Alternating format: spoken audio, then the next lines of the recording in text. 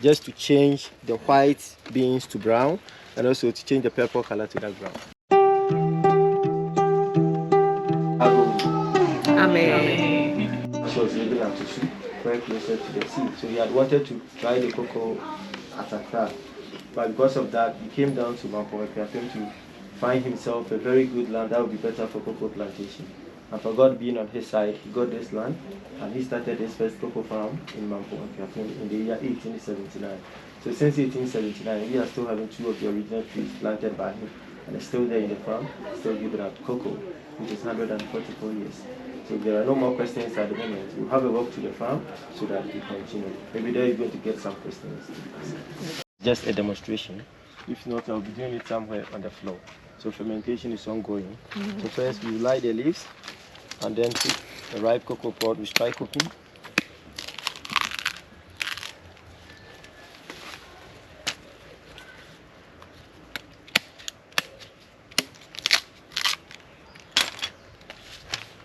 So this is how the beans are always arranged in the pod.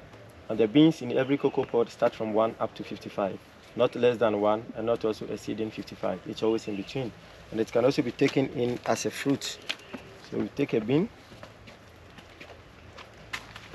Then we stack around. You can try it. Take it out? Yeah. Just take it out.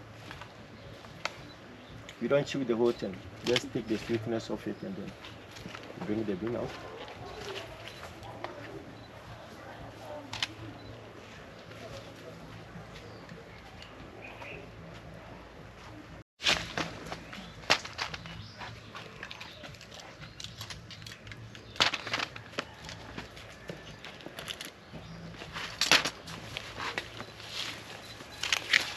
Fermentation begins under darkness. So if I cover, fermentation starts. But there's one thing about the process, and that is always the farmer should keep the beans airtight, else the beans are going to get germinated. And if so, we have to plant them. By looking at the farm, it's already full up of cocoa, which we have no more space for planting. But this is what we need to sell to the companies for making of the chocolates. So for this not to go under germination process, then we have to put some sticks or stones around it to make it airtight. So we are assuming that this is our sticks. Place them. And leave it for the first 3 days. After the first 3 days, we come around and open. There are some placentals holding the beans together. We have to separate the placenta from the beans. So this is how we go.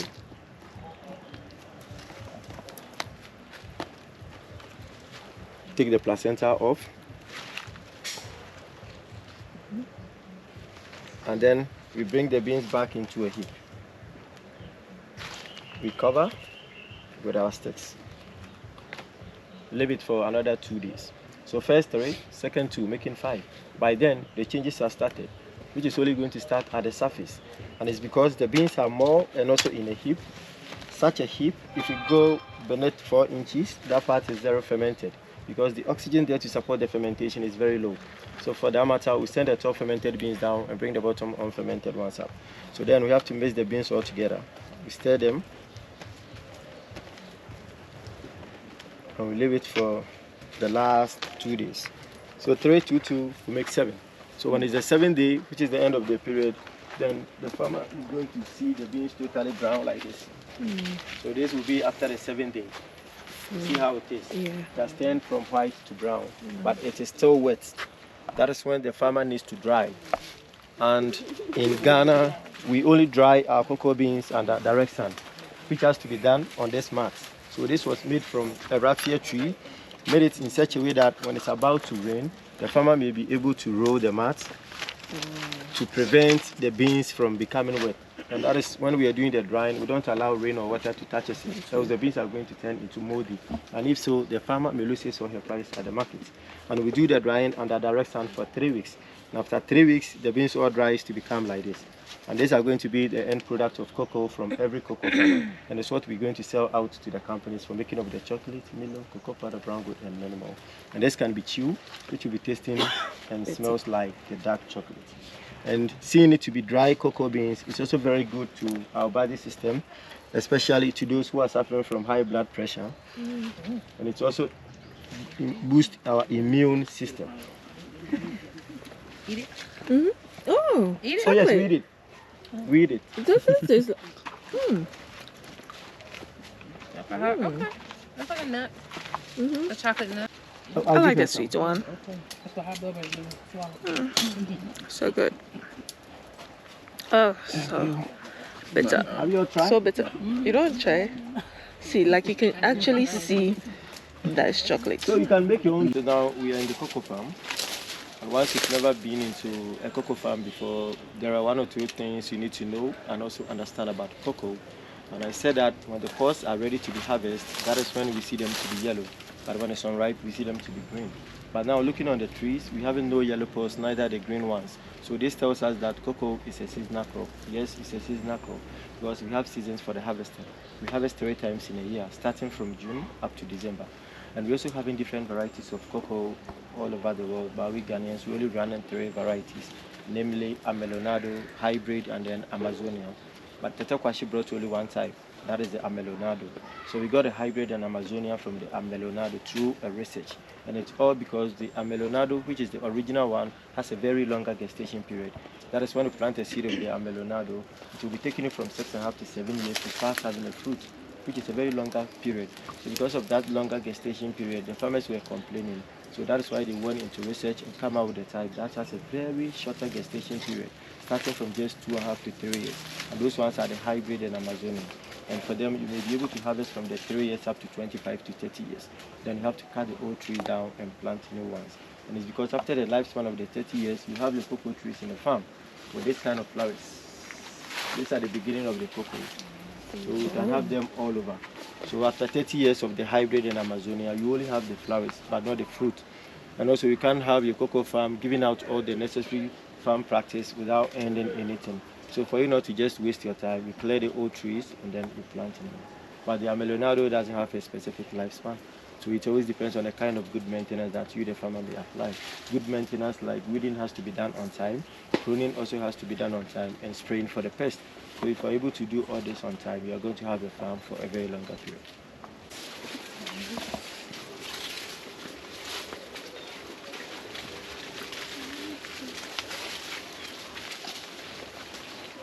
Okay, so now we have one of the original tree planted 1879 by Tetakwashi, and I told you that we're still having 2 of them in the farm, this one and the one down there with the post.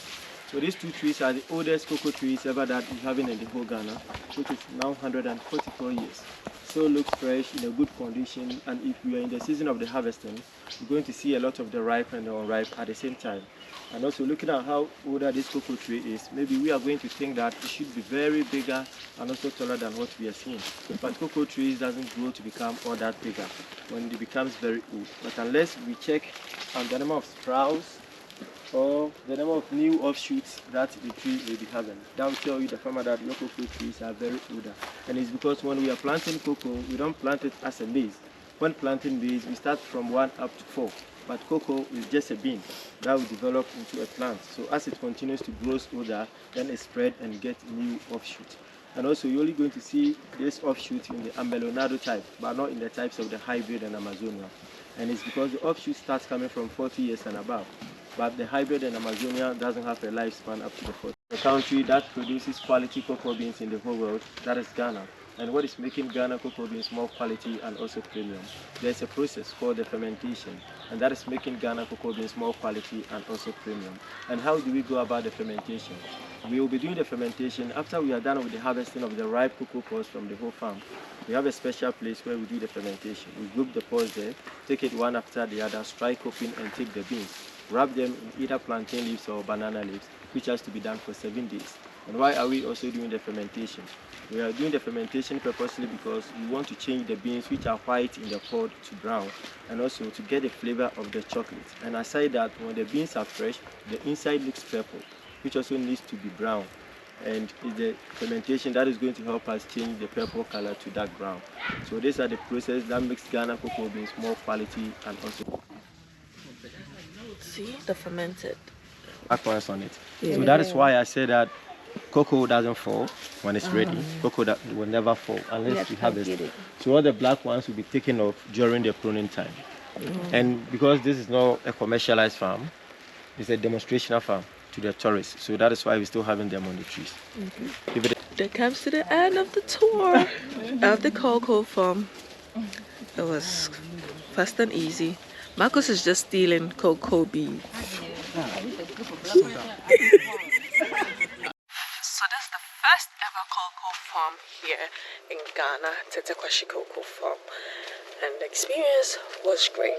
So if you happen to be in Ghana and you love chocolate like myself, make it a point to visit. Okay, bye!